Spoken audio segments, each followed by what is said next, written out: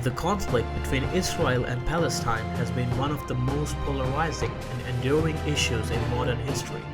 It's a conflict steeped in deep historical, political, and social complexities, raising one critical question: does Israel have the right to attack Palestine?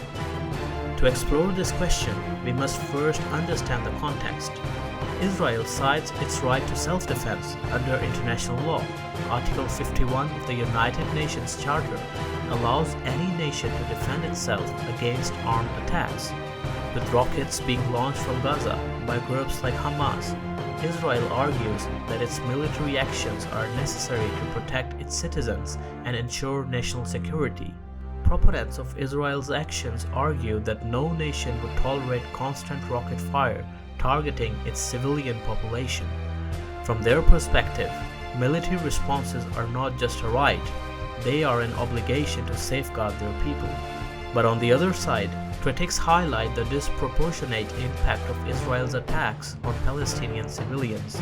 The Gaza Strip is one of the most densely populated areas in the world, making it nearly impossible to avoid civilian casualties during airstrikes. According to reports from human rights organizations, many of the victims of these attacks are women and children. Critics further argue that such military actions exacerbate the humanitarian crisis in Gaza. They point to international laws like the Fourth Geneva Convention, which prohibits collective punishment and emphasizes the protection of civilians in conflict zones. For them, these attacks only deepen the cycle of violence without addressing the root causes of the conflict. Both sides of the debate agree on one thing: the situation is dire, and a lasting resolution is desperately needed.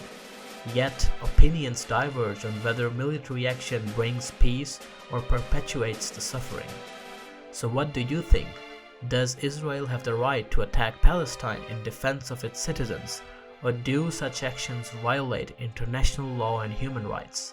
Share your thoughts in the comments below, and let's continue the conversation.